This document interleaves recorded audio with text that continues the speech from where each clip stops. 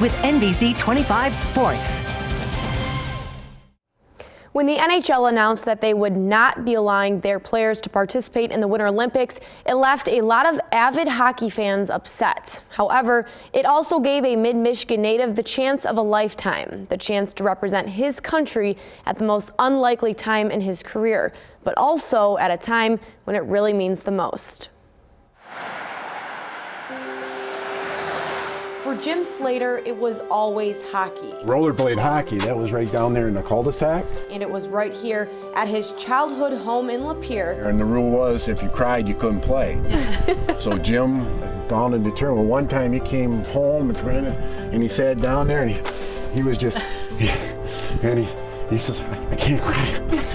I can't cry because I can't play. Where his hockey journey began. When he got done, he went back over there, but no, you couldn't cry.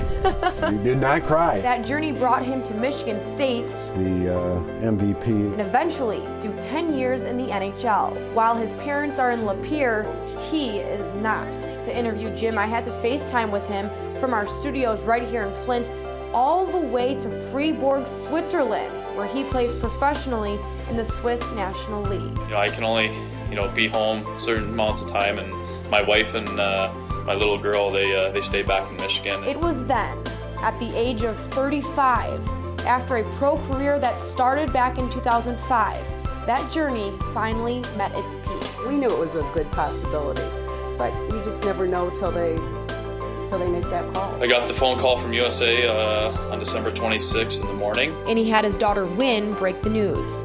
Actually, his daughter said I couldn't quite understand her. She called my mom and dad, her grandma and grandpa, and just said my daddy's going to be an Olympian.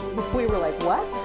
Took it 5 times to where they actually found out what she was saying. I think she had to say it 3 or 4 times, and we're like, what? Those are the words that she won't remember, but we'll remember for the rest of our lives. We're so happy for him.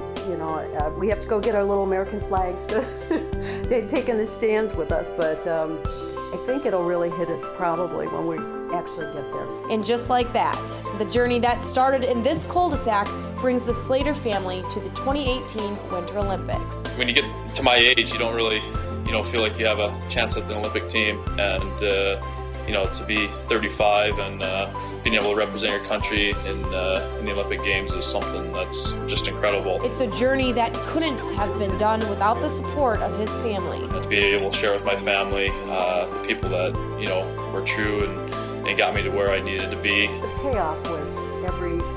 Yeah. It wasn't like, where's that final goal? It was like, enjoy what you're doing at the time. Yep. So that was really what it was all about. And he had a fire in the belly.